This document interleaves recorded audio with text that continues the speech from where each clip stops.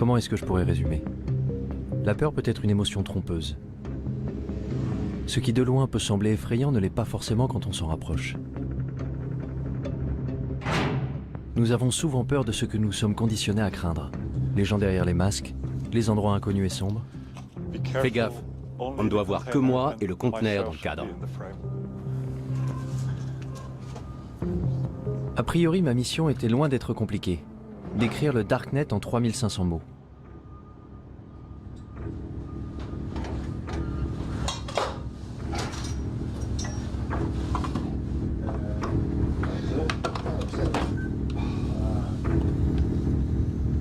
Alors comment je m'étais retrouvé là? Dans un conteneur clandestin à la périphérie de Berlin, avec 2 crypto-anarchistes sans visage me faisant faire le tour de leur lab. Non, tu ne filmes pas mes doigts. Jamais? Compris? Ok. Un des trucs qui m'intéresse en ce moment, c'est de fabriquer un dispositif qui reproduise la norme de communication vocale sécurisée de l'armée américaine, mais qui serait accessible à tous. Comme ça, n'importe qui pourrait se connecter avec ce petit appareil et crypter sa voix en utilisant les lignes téléphoniques traditionnelles. Mais qui cette puce aiderait-elle au final? Des terroristes pour voler à couvert? Ou des révolutionnaires dans les régimes dictatoriaux? Quand j'étais jeune, j'ai lu 1984. Et c'était comme... En un sens, il était visionnaire, mais d'un autre côté, il était très optimiste, parce qu'il ne pouvait pas imaginer les développements technologiques que nous avons connus depuis. Et d'un point de vue technologique, c'est déjà bien pire. Ça donne une société qui vit en état de surveillance permanente. 1984? Je suis né en 1984. Oui, ça c'est moi juste là. C'est précisément l'année qu'Orwell avait imaginé comme étant le début de la fin de notre vie privée. Un monde dans lequel Big Brother nous surveillait en permanence. Mais personne n'y prêtait vraiment attention.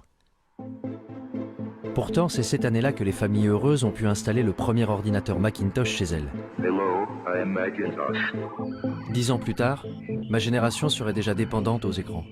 We installed the internet on our computer just a short time ago, and I haven't been able to get the kids off it ever since. Petit à petit, nous sommes tous devenus accros. Ça a commencé avec des jeux, des chats, des emails, même des films. Nos goûts se sont développés avec Internet. Mon premier amour, mon deuxième amour, mon troisième. ICQ, puis Facebook, Google, Twitter.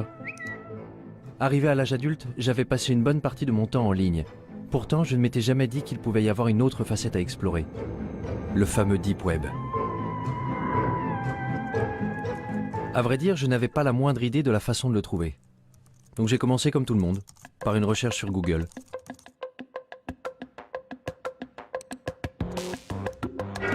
What lurks beneath the surface of the internet? The deep web. What is it exactly? Well, it's kind of a vague term because it's comprised of anything that's just not indexed by search engines. Ok, tout ce qui n'est pas indexé. Je n'irai donc pas bien loin avec Google. If we want to compare the size, then one great analogy is that the surface internet, the stuff that's indexed by Google, that would be sort of like the tip of an iceberg. La partie émergée de l'iceberg? The majority of users can only access 1% of all the information the World Wide Web has to offer. The rest, deep beneath the surface, is known as the deep web.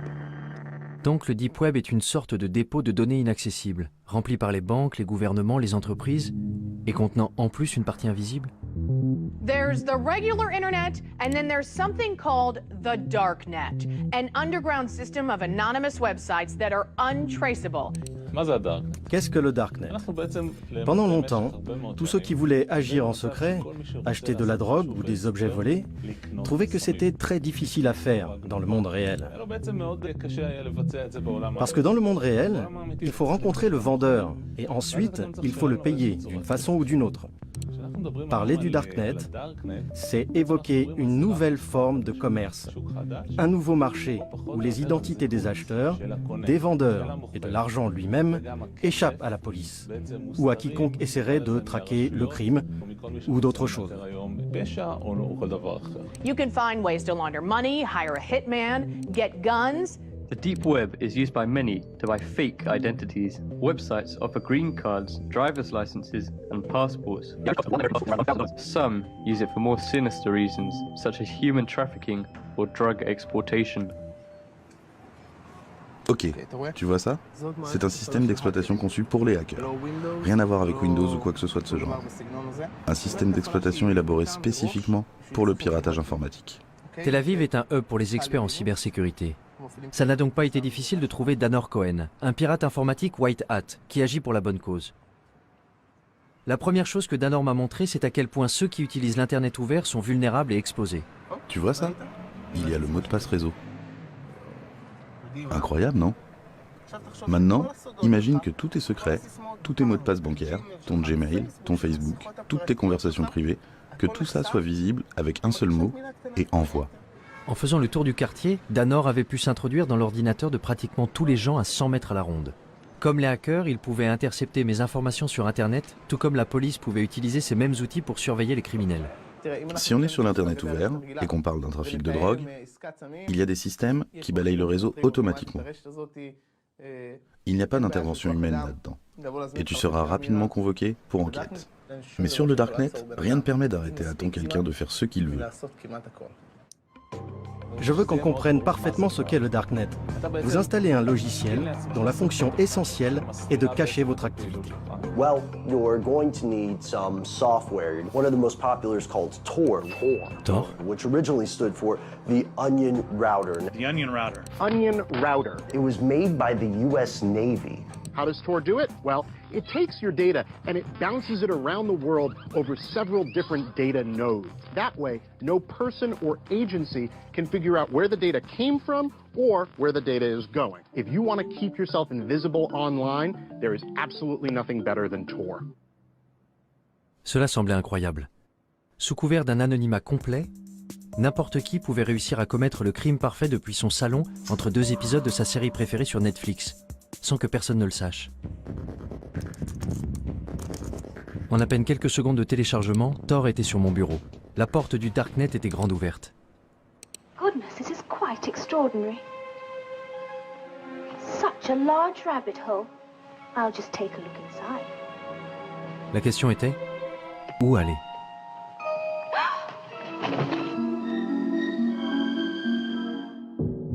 Mon premier arrêt a été le wiki caché. Ce n'était pas vraiment différent d'une page Wikipédia classique, seul le contenu était un peu plus... enfin, je sais pas, voyez vous-même. Des drogues, beaucoup de drogues. De l'herbe, de la cocaïne, de l'héroïne, de la méthamphétamine en cristaux. L'anonymat est quelque chose de très difficile et de rare à obtenir. Et pour cela, Tor est ce qu'il y a de mieux. Si je devais faire quelque chose d'illégal, j'utiliserais Tor pour le faire. Et la liste s'allonge avec des tueurs à gages, des offres pour éliminer des hommes politiques. 58 000 € pour tuer un journaliste? Comment? C'est tout ce que je vaux? Les portes sont grandes ouvertes. Rien ne peut vous arrêter. Il n'y a pas de loi, pas d'ordre, pas de justice, rien. C'est pour ça que Tor est dangereux. Très dangereux. Les drogues et les armes n'étaient pourtant que la surface du Darknet. Il y avait de nombreux groupes et forums communautaires pour satisfaire les désirs les plus sombres de l'humanité. Les néo-nazis y avaient évidemment fait leur place. Ensuite, il y avait ceux qui donnaient dans la torture animale, les 10 principales raisons de tuer un gosse, mon Dieu, de la pédophilie. L'endroit le plus bizarre que j'ai trouvé, ça doit être le Cannibal Café, au service de l'humanité. Ah ouais? Vraiment? Je peux vous raconter des réunions avec des officiers de police où ils s'arrachaient les cheveux. On ne sait pas quoi faire avec ce truc. C'est un cauchemar. Un Sodome et Gomorrhe virtuel moderne. Ça ressemblait vraiment à un cauchemar. Si les règles du jeu changeaient, comment faisait la police pour rattraper son retard? Et avait-elle au moins une chance de pouvoir le rattraper? Ça tourne? Je peux commencer? Je suis curieux de savoir comment le Darknet a changé l'apparence du crime. Le visage du crime a changé. Aujourd'hui, on voit que le crime passe de plus en plus du monde physique au monde en ligne. Pourquoi? Tout simplement parce que les gens ont tendance à croire que dans le monde en ligne, ils sont plus anonymes et peuvent commettre des crimes sans se faire prendre. Si vous allez sur le Darknet, et je suppose que vous l'avez fait, vous trouverez des gens qui cherchent à acheter X, Y ou Z, qui sont pour la plupart des choses dont la possession et la vente sont illégales. Ça peut être des drogues, des armes, de la pédopornographie, des logiciels malveillants ou encore certains services, à commencer par les virus informatiques, les hackers alloués et ainsi de suite, jusqu'au meurtre. La liste des cybermenaces s'est allongée tant et plus. Mais je me demandais, est-ce que cacher son identité en ligne est un crime en soi? Concernant cette question de l'anonymat, vous considérez que c'est quelque chose de mal, quelque chose de bien, ou ça vous est égal? Vous savez, notre travail consiste à faire respecter la loi. En Israël, le travail qui consiste à établir les normes sociales est du ressort des législateurs. Je ne pense pas que ce soit à moi de dire si une personne doit pouvoir être anonyme. Je peux dire que l'anonymat pousse les gens à croire que s'ils commettent un crime, on ne les attrapera pas. Et c'est une erreur. Ce n'est pas vrai. Alors penser qu'on pourrait absolument tout planquer en ligne serait illusoire? La police pouvait-elle vraiment trouver n'importe qui se cachant dans le Darknet? Il m'a fallu poser un certain nombre de questions intrusives et embarrassantes avant que je trouve quelqu'un de ce monde numérique souterrain qui accepte de me rencontrer en personne. Mais où se rencontrer dans la vraie vie? J'avais peut-être vu trop de films, mais un entrepôt abandonné me semblait approprié. Je suis quelqu'un de très normatif, c'est vrai. J'ai même l'âge d'être grand-mère. Le fait que ce soit sombre et tout ce qu'ils disent à propos de la pornographie et des drogues, mais au final, c'est juste un moyen. C'est un marché comme un autre, un marché noir, mais c'est juste un moyen. Je vois ça comme quelque chose de très positif, tant que vous restez fidèle à vos principes. Vous ne me verrez pas chercher de la pornographie ou des sites de paris en ligne, parce que ça ne m'intéresse pas. En revanche, des tueurs à gages, peut-être. J'étais furieuse de ne pas pouvoir acheter là où je voulais un produit que je voulais. J'ai fait une recherche sur Internet et j'ai appris l'existence du navigateur Tor.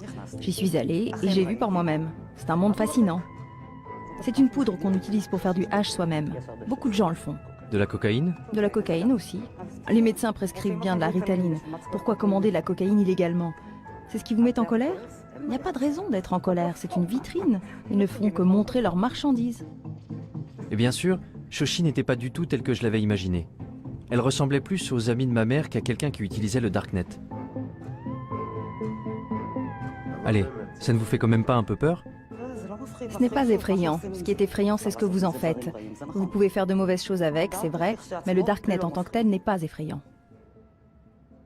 J'ai tendance à être méfiant vis-à-vis des gens qui me disent qu'il n'y a rien à craindre. Le Darknet n'était-il pas vraiment qu'un marché noir équivalent à eBay? La technologie a toujours eu un double visage, selon l'usage que l'on en fait. Prenez l'imprimante 3D par exemple. Fais descendre l'arme. Roy Cezana en a utilisé une pour imprimer en 3D un revolver dont il avait téléchargé le modèle sur le Darknet. Puis il est entré en douce dans un rassemblement universitaire où il y avait les hommes politiques les plus importants d'Israël. Il a dit que le plus drôle dans tout ça, c'est que tout le monde était debout autour et regardait. Le côté spectaculaire, c'est cette fabrication rapide et personnalisée. C'est ce qu'on appelle le rapid manufacturing en anglais. Autrefois, la production ne pouvait se faire que dans des usines géantes valant des millions de dollars. Aujourd'hui, n'importe qui peut avoir ces machines à la maison. Une imprimante 3D qui peut servir à imprimer un revolver. Les gens ont ça chez eux. Mais ce n'est pas donné à tout le monde d'imprimer une arme à feu aussi facilement. Il faut télécharger le plan quelque part. Et d'où vient le plan? Il vient du Darknet. Une fois que quelqu'un a téléchargé le plan, il peut le regarder à l'écran et décider de déplacer le percuteur ici, la gâchette là, et concevoir une arme légèrement supérieure. This is called the lower receiver. This doesn't have a serial number and it doesn't require a background check. Et s'il se rend compte qu'il a créé une arme supérieure à l'original, que fera-t-il? Il téléchargera son plan sur le réseau. This is a ghost gun. Ce à quoi nous assistons, c'est à une tendance de déqualification, une diminution des compétences nécessaires pour atteindre un certain objectif. Vous voulez synthétiser des composés chimiques chez vous? Sur Internet, vous pouvez télécharger la procédure qui va indiquer à l'imprimante comment mélanger les produits pour déclencher une réaction chimique et fabriquer de la morphine, du Valium, de la marijuana ou de la poudre de cyanure. Une simple machine fera ça toute seule chez vous. Mais je vais vous montrer un autre aspect des choses. Les laboratoires médicaux produisent des médicaments à des prix astronomiques que les patients n'ont pas les moyens de payer. Ceux qui ont la capacité, par exemple, de passer des plans à la production maison de médicaments vont commencer à le faire d'ici 10 ou 20 ans. Un processus identique à celui des armes en 3D va se produire. Ils commenceront à apporter des améliorations. Tout le monde sur Terre prendra part à cette révolution géante de l'échange d'informations et de l'association de nouvelles idées. Le Darknet peut être le lieu où toutes les vieilles idées se mélangeront les unes aux autres. Comme l'a dit Matt Ridley, les idées vont commencer à avoir des relations sexuelles entre elles pour finalement donner naissance à des idées nouvelles et incroyables. Cette exploitation de nouvelles idées n'a pas lieu en utilisant les voies traditionnelles de l'information, car les véritables grandes luttes passent toujours par la destruction créatrice. Et c'est là toute l'importance du Darknet, qui fournit un moyen de canaliser l'information. Et cette information peut engendrer une révolution. Les révolutions se préparent en secret. Est-ce que ce n'était pas précisément le genre de choses que les pouvoirs en place voulaient généralement empêcher? Le Darknet avait déjà attiré l'attention du gouvernement américain. The FBI has effectively smashed the Hornet's nest, and we are in the process of rounding up and charging the Hornets. Et le Pentagone avait fait venir ici une équipe pour recenser les activités illégales du forum. Alejandro et Amanda faisaient partie de cette équipe. Nous sommes en quelque sorte des hackers alloués. Notre travail consiste à explorer une grande partie de ce que le Darknet a de plus sombre, mais aussi à le divulguer. De toute façon, on peut retrouver les pédophiles. On peut retrouver les tueurs à gages quand ils sont réels. On communique ces informations au projet Tor et on transmet certains de ces éléments à la police. Parce que, soyons très clairs, les créateurs du projet Tor ne veulent évidemment pas favoriser l'exploitation des enfants. Vous croyez que certaines choses méritent de rester cachées, ou bien est-ce que tout doit être divulgué? C'est une grande question. Je veux dire, d'une certaine façon, je pense que l'anonymat est extrêmement important. Je pense qu'il y a certaines choses que... Je veux dire, il y a de vrais méchants ici. Il y a les méchants que tu veux, à cause desquels les utilisateurs ont besoin d'anonymat. Et puis, il y a ceux qui utilisent l'anonymat pour de mauvaises raisons. Je pense vraiment que l'anonymat est important. Je ne suis pas pour la suppression totale de l'anonymat. Mais pourquoi l'anonymat est-il important? Eh bien, à cause de... Du droit à la vie privée. Oui, le principe du droit à la vie privée. Et dans quel but? Pourquoi on en a besoin? L'exemple classique que le projet Tor utilise presque toujours pour illustrer ça, ce sont les régimes oppressifs. Et ce n'est pas un exemple théorique. L'histoire montre qu'à chaque fois qu'il y a un progrès révolutionnaire, ça commence toujours de façon clandestine. Quand j'y pense, je me dis que si, disons dans le cas d'un scénario futuriste et apocalyptique, si mon gouvernement s'en prenait à moi et que je veuille par exemple entrer en rébellion, je voudrais que quelque chose de ce genre existe. C'était vraiment la dernière chose que j'aurais pensé entendre venant d'un employé du gouvernement américain. Entendre que, bien qu'enfoui au fin fond de leur cerveau, il y avait un scénario digne d'Orwell. Le genre d'idée qu'on prête davantage aux anarchistes. Instead of privacy, we have permission. It's about control, isn't it? It's about the incremental eradication of freedom.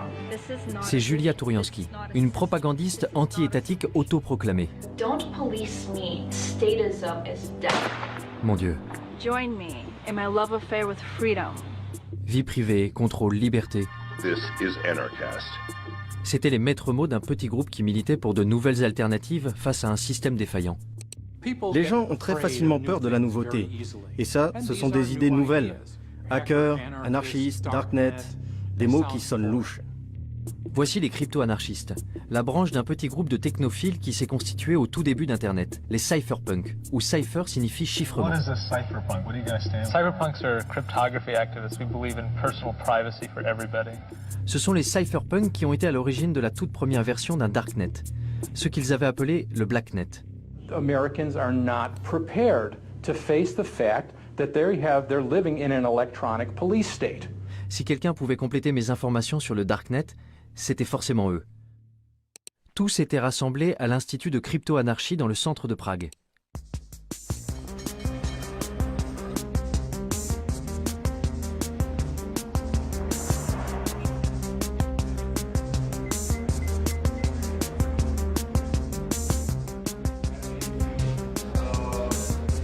Parallelnipolis représente des outils et des moyens pour protéger nos libertés contre les tendances autoritaires des institutions politiques et sociales. Désolé, c'est vraiment privé. Vous ne pouvez pas prendre ces personnes en photo, ok? Pénétré dans le congrès des hackers à Parallelnipolis, je ne savais absolument pas dans quoi j'étais sur le point de m'engager. J'étais même tellement incertain que j'avais fait le tour du pâté de maison avant de me décider à entrer. Et quand j'avais finalement pu trouver quelques participants pour parler devant la caméra, ce n'était pas sans condition. C'est bon? Super. On entre? Bon, quand vous serez prêt, vous pourrez vous asseoir. Pourquoi ce masque? Pourquoi ce déguisement? Eh bien, je pense qu'aujourd'hui, il est très important de protéger sa vie privée. Et vous savez, il y a beaucoup de reconnaissance faciale dehors. On vit à une époque où les algorithmes informatiques automatiques recherchent les visages dans tous les médias. Et je ne veux vraiment pas que mon visage me suive partout où je suis. Si tu veux me rencontrer, si tu veux me voir, viens me voir en personne. Les médias, c'est pas mon truc. Alors comment est-ce que tu parles de toi? Quelle est ton identité? Eh bien, dans le contexte d'aujourd'hui, appelle-moi Smuggler. Et ta mère, comment t'appelle-t-elle? Ça, je ne te le dirai pas. Demande à ma mère. Fondamentalement, la raison pour laquelle nous voulons le respect de la vie privée, c'est parce que cela permet une action humaine libre, conforme à notre propre volonté. L'homme se développe quand il utilise son propre esprit et fait ses propres choix, bons ou mauvais, et qu'il en assume les conséquences. Voilà comment on grandit. Tu dois être capable de te planter sans te faire démolir.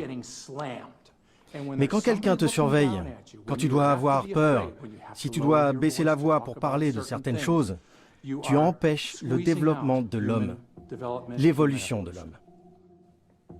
Je pense que de nos jours, il y a une forme de totalitarisme beaucoup plus subtile. Dehors, tu as toutes ces libertés. Tu peux porter ce que tu veux, tu peux faire ce que tu veux, tu peux être gay. Tout va bien, parce que tu sais, nous sommes des gens libres. Dans les systèmes totalitaires précédents, le fait de ne pas être libre était beaucoup plus clair pour les gens.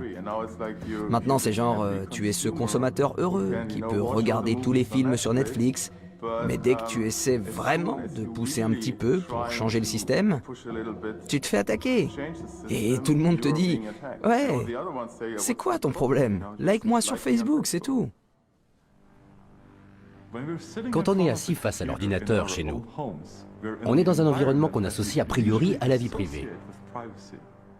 Mais ce qu'on fait en réalité, c'est qu'on crie des choses sur tous les toits. Et en ne nous protégeant pas, on a tout simplement ouvert notre espace privé au monde entier.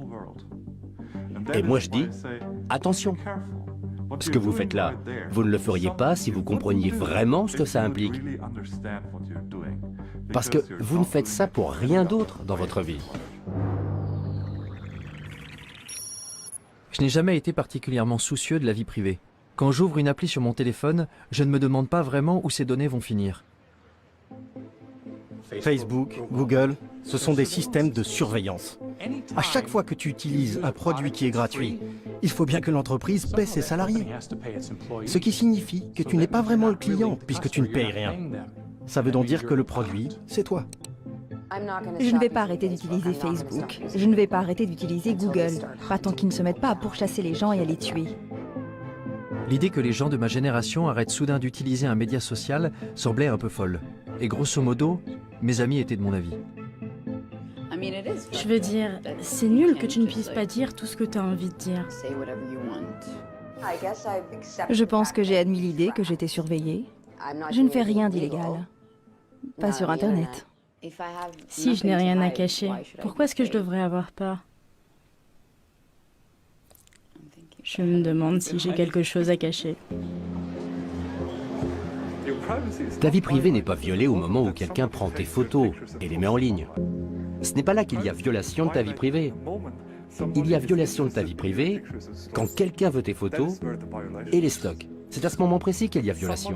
Quelqu'un qui prend tes données et qui les stocke. Parce qu'il pourrait avoir envie de les utiliser. Et c'est cette menace du pourrait que nous percevons tous inconsciemment. Tout le monde fait quelque chose de mal. Peut-être que tu trompes ta femme, ou que tu étais ivre à cette fête, et tu as gardé cette photo ridicule de toi. Et ensuite, ils peuvent utiliser cette information pour appliquer une loi qu'ils n'appliquaient même pas avant. Ou alors tout simplement pour te faire chanter publiquement. Quand tu es dans un état où tu n'as pas d'intimité, où tu n'as pas d'anonymat, tu es toujours inquiet à l'idée que quelqu'un te surveille.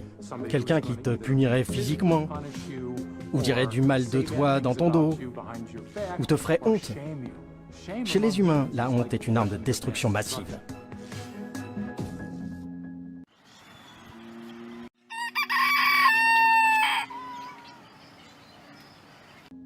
Alors que devons-nous faire pour préserver notre liberté? Porter des masques? Pendant tout ce défilé de mode imprimé en 3D, je n'arrêtais pas de penser à quel point il était paradoxal de croire qu'on ne pouvait être libre qu'en se cachant. Particulièrement en Occident, où nous sommes tellement habitués à tout exposer. J'étais au Caire au moment du printemps arabe, en même temps que Shira Frankel, qui écrivait sur les événements dramatiques qui s'y déroulaient. Désormais, elle écrit pour BuzzFeed des articles sur les technologies de cryptage comme Tor. En Occident, on croit que le Darknet est noir et diabolique et malveillant, alors qu'ailleurs dans le monde, on ne l'appelle pas le Darknet. On ne le voit pas comme un terreau diabolique. On considère que c'est un lieu pour échanger l'information librement et en toute sécurité. J'ai rencontré des militants LGBT dans certains pays d'Afrique et du Moyen-Orient qui considèrent que c'est un des seuls refuges qui leur reste. Et quand je leur dis qu'aux États-Unis nous l'appelons le Darknet, que c'est comme ça que nos hommes politiques l'appellent, ils rient et ils trouvent que c'est absurde. Ils disent « Mais c'est là où nous sommes en sécurité, c'est là que nous pouvons parler, c'est là que je peux être moi-même en sécurité. » Il y a donc de grandes parties du monde où le simple fait d'être connecté suffit à vous faire arrêter. Alors pour ces gens qui savent qu'ils ne sont pas en sécurité en ligne, qu'ils ne sont pas en sécurité, ne serait-ce que pour envoyer des emails ou faire partie de groupes Facebook, les technologies cryptées peuvent effectivement être une bouée de sauvetage. Je pouvais comprendre cette nécessité du Darknet pour ceux qui vivent sous un régime dictatorial. Mais la liberté est un des fondements des sociétés démocratiques, non? Aujourd'hui, nous sommes à la croisée des chemins entre deux systèmes gouvernementaux en compétition. D'un côté, celui dans lequel Big Brother contrôle la vie de ses citoyens, et de l'autre côté, la domination des masses. Le gouvernement tente de se sécuriser et de sécuriser ses citoyens. Pour cela, il doit arrêter la menace que représentent les loups solitaires, les terroristes. Ceux qui voudraient faire tomber le gouvernement par la force. Et parfois aussi, ceux qui veulent le faire tomber sans faire usage de la force. Le peuple exige la justice sociale. La question qui se pose est, comment le gouvernement peut-il empêcher l'action des terroristes et des criminels sans nuire à la liberté d'expression? Et il n'y a toujours pas de réponse satisfaisante à cette question. Que feriez-vous si votre devoir était de protéger votre population et que vous voyez une énorme menace? Vous deviendriez hystérique et vous commenceriez à surveiller absolument tout le monde. Parce qu'un seul terroriste qui vous glisserait entre les doigts représenterait un tel danger que vous ne pourriez tout simplement pas prendre le risque de commettre une seule erreur. S'il suffisait d'un terroriste pour nous rendre hystériques, alors 19 d'entre eux répartis dans 4 avions avaient suffi à mettre le feu au monde entier. Dans les mois qui avaient suivi le 11 septembre, le Congrès américain avait adopté le Patriot Act et la NSA avait mis en place les programmes de surveillance massive qu'elle souhaitait faire adopter depuis des années. I take the threat of terrorism seriously, and I think we all do. Il allait falloir plus d'une décennie avant que Snowden révèle que la NSA ne s'était pas contentée de surveiller les terroristes. Elle avait également espionné des millions d'Américains innocents. I think it's really disingenuous for the government to justify programs that have never been shown to keep us safe, but cost us liberties and freedoms that we don't need to give up. Quand je suis revenue aux États-Unis et que je parlais aux gens des fichiers Snowden, beaucoup d'entre eux haussaient plus ou moins les épaules en disant « Et alors, qu'est-ce que tu crois? Bien sûr que le gouvernement fait ça, bien sûr que le gouvernement nous surveille de telle et telle façon. » Et là, j'ai trouvé que c'était intéressant. Que d'un côté, il y ait ces fichiers, ces documents qui allaient révéler d'une manière sans précédent la façon dont le gouvernement nous espionnait, et qu'en même temps, il y ait des Américains qui haussent les épaules en disant simplement « Et alors ?» Ils disent qu'ils veulent l'information parce que c'est pour notre bien. Eh bien, ça pose un problème. D'abord, parce qu'ils recueillent et récupèrent absolument tout ce qu'ils peuvent, uniquement parce qu'ils en ont le pouvoir, et aussi parce que, pour être honnête, si vous êtes au gouvernement, si vous faites ce genre de travail, il y a de grandes chances pour que vous ayez une sorte de tendance obsessionnelle au contrôle, psychologiquement parlant. Ils aiment contrôler. Ils ne veulent rien laisser au hasard. Quelque chose de grave pourrait arriver si nous ne contrôlons pas cela. Sauf que quelque chose de grave peut toujours arriver. Mais si on va par là, c'est sans fin.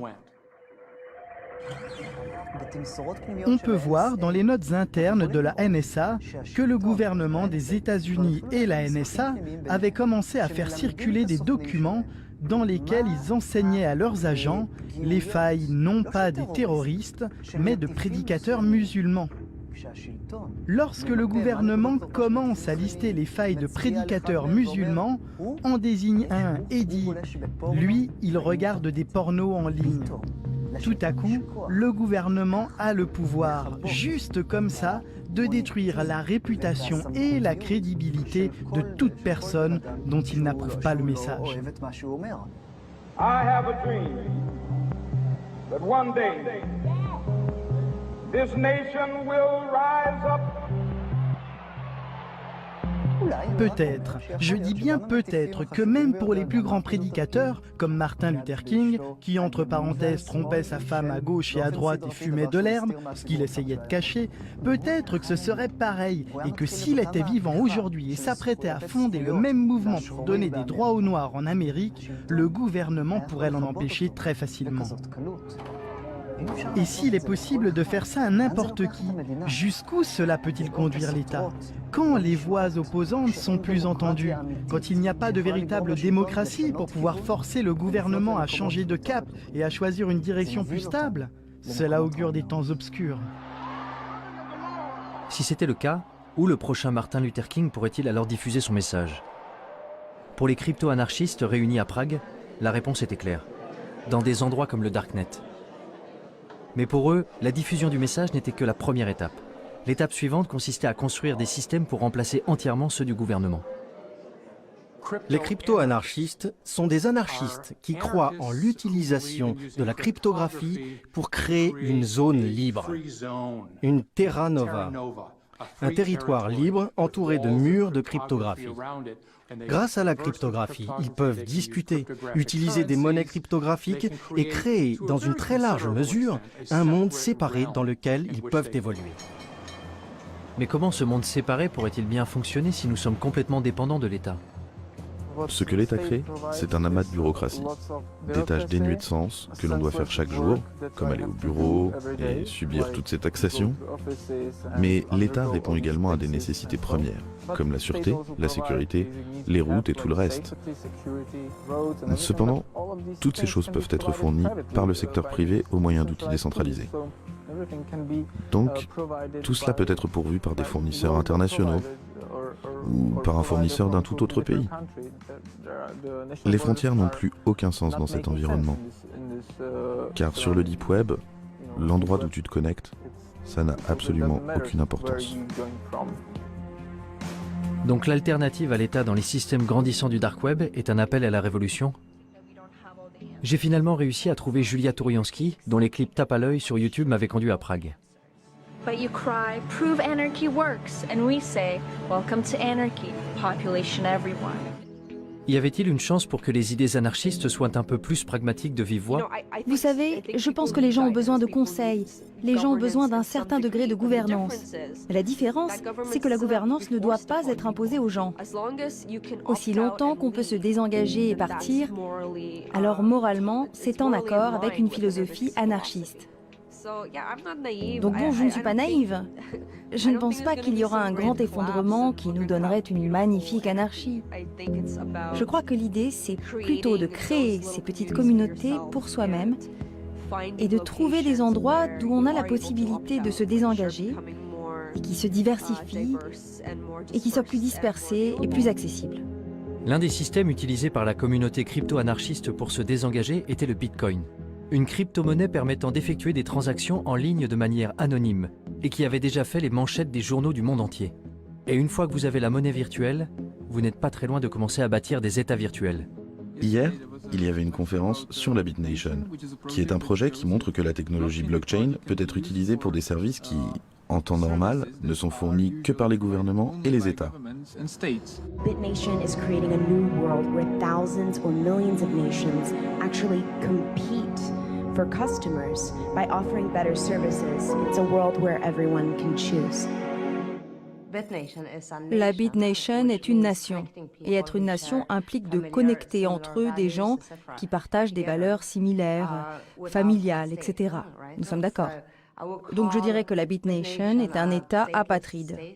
Si vous dissociez la gouvernance du territoire, vous n'avez pas à craindre pour vos propres principes de gouvernance. En parallèle de l'État apatride, il y aurait des crypto-marchés en ligne pour les produits de tous les jours. En gros, la version familiale et conviviale de ce que j'avais déjà vu sur le Darknet. Il y aura des crypto-marchés décentralisés, anonymes, qui seront techniquement impossibles à fermer par le gouvernement. Le système financier et social va s'effondrer. Aucune approche rationnelle ne peut dire comment le système social va pouvoir survivre, surtout quand il y a tellement de personnes âgées et seulement un petit nombre de gens jeunes et productifs. Je pense donc que le système social du gouvernement va s'effondrer. Et donc passer à quelque chose de totalement nouveau peut être une bonne chose. Le gouvernement qui s'effondre, des systèmes parallèles pour le remplacer. Les crypto-anarchistes étaient dans la droite ligne des cypherpunks et de ce qu'ils avaient écrit en 1988. Regarde ce que les cypherpunks écrivaient avant que la technologie d'aujourd'hui existe. Je veux dire, ils peuvent être fiers d'eux. Vous avez raison. Lire leurs écrits revenait un peu à lire une prophétie de science-fiction. À l'ère électronique, la vie privée est nécessaire pour une société ouverte. Tout ce qu'ils avaient prédit il y a plus de 30 ans était effectivement en train de se réaliser aujourd'hui. Bitcoin, construire des systèmes anonymes avec de l'argent électronique. Wikileaks, la crypto-anarchie permettra de mettre en libre circulation les secrets nationaux. Darknet, des systèmes qui permettent de faire des transactions anonymes. Crypto-marché, un marché informatique anonyme permettant d'échanger des biens illicites et volés. Ils avaient même prédit la façon dont les gouvernements répondraient à ces développements. L'État essaierait de ralentir la propagation de ces technologies au nom de la sécurité nationale. Chaque fois que quelqu'un fait quelque chose qui protège la vie privée, il ne se passe pas longtemps avant que le gouvernement et les médias officiels brandissent un de leurs arguments à la carte. C'est mauvais parce que terroriste, ou c'est mauvais parce que drogue. Ce sont effectivement de mauvaises choses. Oui, c'est mal d'être un terroriste, mais là, ce que le gouvernement fait, ou ce que les adversaires de la vie privée font en réalité, c'est qu'ils jouent avec notre corde sensible. Ok, voyons. Wikileaks, gouvernement des États-Unis. The United States strongly condemns the illegal disclosure of classified information. It threatens our national security. If this becomes a standard currency, it could radically and dramatically transform the role of central banks. A few years ago, we learned of an underground website called Silk Road.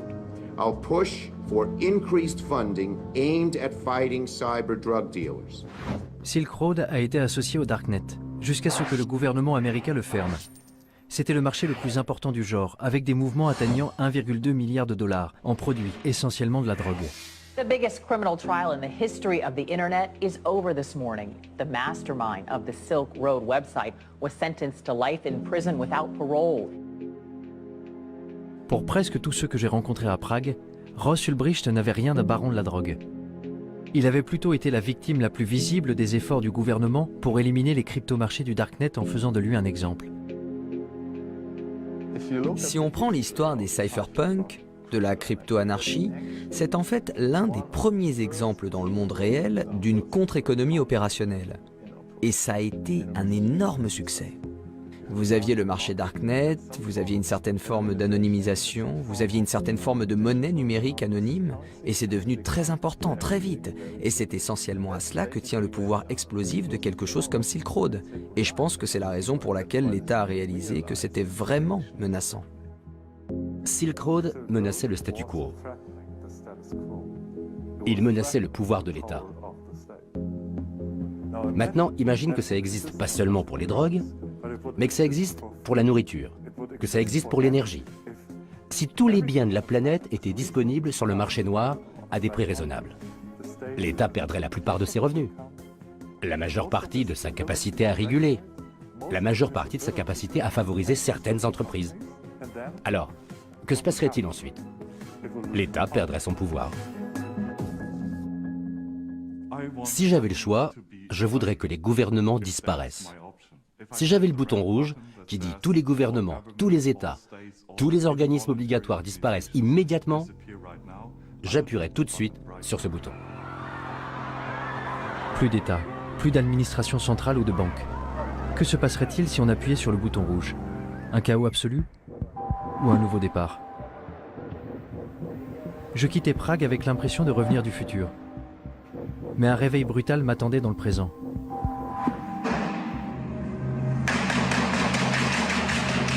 Deux attentats à Paris, un aux États-Unis, un avion abattu en Égypte. N'avions-nous pas effectivement besoin de protection plus forte vis-à-vis de ces gens, même au prix du sacrifice d'un peu de confidentialité? You can't have 100% security and also then have 100% privacy and zero inconvenience. We're going to have to make some choices. J'étais à Washington il y a quelques mois et j'ai parlé à de nombreux hommes politiques. C'était juste après les horribles attentats de Paris et juste avant l'attaque terroriste de San Bernardino en Californie. Et de nombreux hommes politiques disaient « C'est de la faute du Darknet, c'est de la faute de Tor et c'est de la faute des technologies de cryptage ». Cette semaine-là, il y a eu de nombreux reportages dans la presse sur la façon dont les terroristes impliqués à Paris avaient communiqué entre eux et avec les dirigeants d'ISIS, en Iran ou en Syrie, par l'intermédiaire de Tor. The dark web. The US believes ISIS and others are now using the most covert part of the online world to recruit fighters, share intelligence, and potentially plan real-world attacks. Et dans les semaines qui ont suivi, il s'est avéré que non seulement ils n'avaient pas utilisé la technologie cryptée, mais qu'ils avaient même échangé des SMS entre eux. Je pense que pour les hommes politiques, rejeter la faute sur le dark web est vraiment un moyen facile pour se laver les mains d'un échec des services de renseignement. Pourquoi dire « nous avons raté un SMS » ? Pourquoi dire « nous avons raté un coup de fil » quand on peut dire « non, non, tout ça s'est passé sur le dark web. Nous n'avions aucune chance de connaître les horreurs qui allaient se passer. » C'est un joker pour dire « nous n'avons rien raté ». C'est facile de prendre le Darknet comme bouc émissaire, de dire que s'il n'existait pas, nos vies seraient plus sûres, mieux protégées. Mais le Darknet a toujours existé sous une forme ou une autre. Je vais vous parler de la première fois où je suis entré sur le Darknet. J'avais 4 ans, et à chaque fois que mes parents ne voulaient pas que je comprenne quelque chose, ils parlaient en yiddish. Le yiddish était leur Darknet à eux. À l'âge de 4 ans, je vivais dans 2 réseaux parallèles. Dans le réseau ouvert, en hébreu, et dans le réseau en yiddish, où je pouvais sentir les émotions, voir les regards, et sentir la colère, entre autres, mais pour moi, tout était crypté. Alors le Darknet n'est pas seulement un lieu, il correspond à un besoin fondamental que nous avons tous. Get ready to amazing revolutions in what is to be human. Selon Yanky Margalit, un évangéliste pour le mouvement pour concilier l'homme et l'évolution, We are going to program mankind. Notre façon de penser avait besoin d'un reset. Le Darknet est un endroit très intéressant.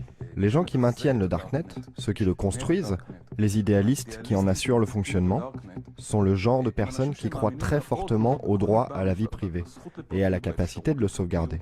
Tout ce que je sais, c'est que notre combat pour une vie privée telle que nous l'avons connue est pathétique. C'est pathétique, parce que c'est un combat que nous avons perdu depuis bien longtemps. Nous devons complètement le redéfinir.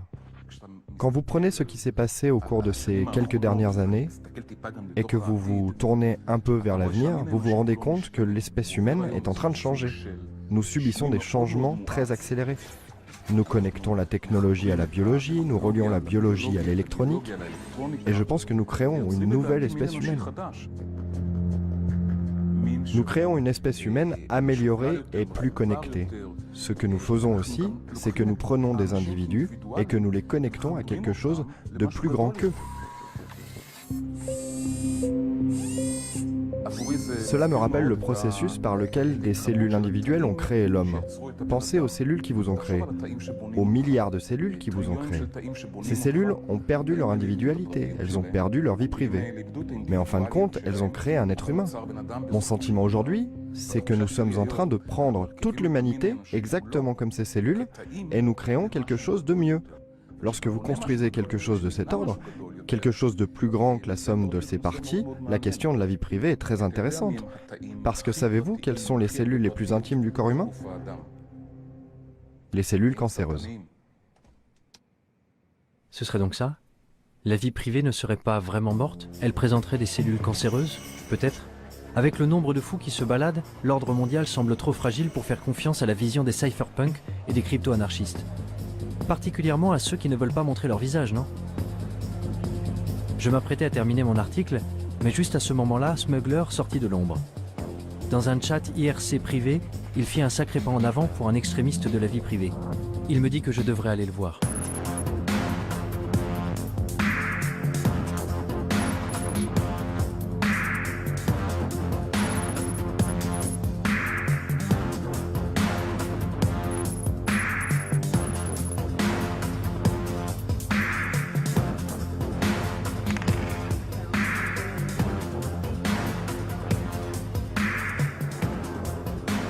Se balader dans les rues de Berlin avec deux types masqués m'a mis un peu mal à l'aise, même si nous nous étions déjà rencontrés une fois. Je me demande ce que le chauffeur de taxi a bien pu penser. Réfléchis à ça. Psychologiquement, les raisons pour lesquelles tu étais nerveux et... Non mais regarde-toi. Mais la peur peut être une émotion trompeuse. De quoi était-je censé avoir peur au juste? Des cellules cancéreuses? Ou de renoncer à la vie privée et à l'individualité pour devenir un seul et grand organisme? Tu ne peux pas faire travailler tous les gens de la même façon. Et on observe ça aussi dans la nature. En agriculture, par exemple.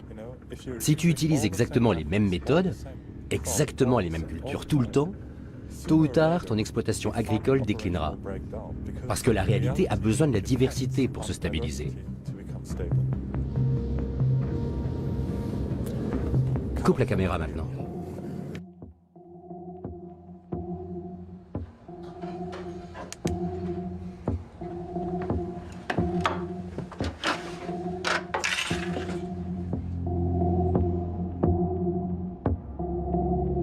La vie privée est aux idées ce que l'évolution est à la biologie. Tu sais, pour qu'un écosystème soit sain, il faut des niches locales et il faut une transformation. Il faut aussi différents types d'organismes qui mutent, qui évoluent. Un certain nombre d'entre eux vont mourir, d'autres vont prospérer et globalement, c'est une structure très résistante. C'est la même chose pour une société en bonne santé. Il faut de nombreuses idées différentes et les bonnes vont effectivement survivre. Et si tu penses à ce futur, où toute l'humanité ne serait qu'un seul organisme allant dans une seule direction, il suffit d'un seul bug pour tuer le tout. Et c'est terminé. Game over. Et ce sera pire que nos pires craintes de guerre nucléaire.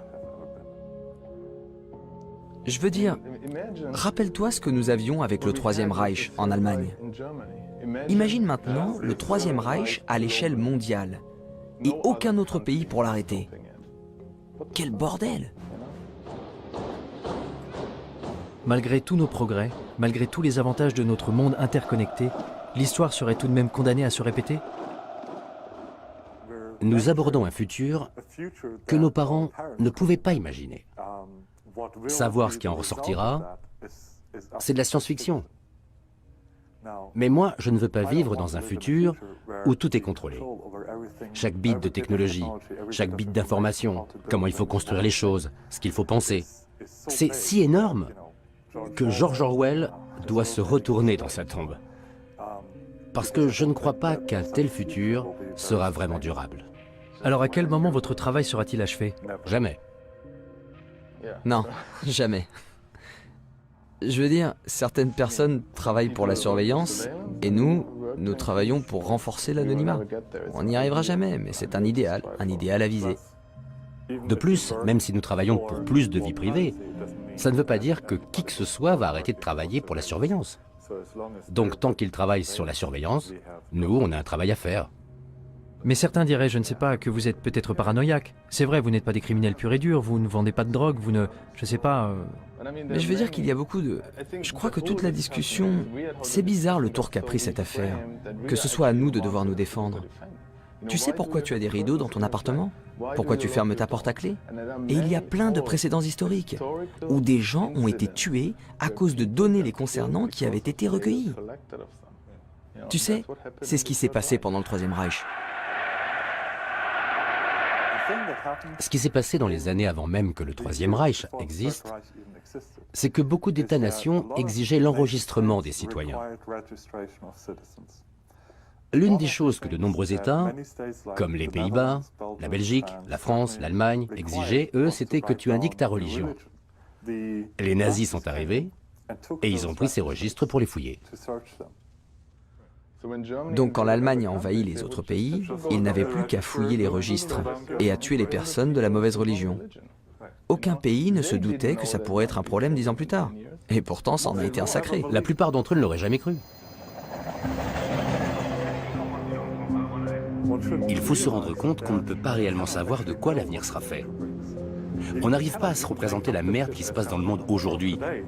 Alors dans 5 ans, encore moins. En quittant le conteneur, j'ai rallumé mon téléphone et trouvé mon chemin sur Google Maps. J'ai ouvert Gmail pour envoyer l'article à mon rédacteur en me demandant quelle conclusion tirer de tout ça.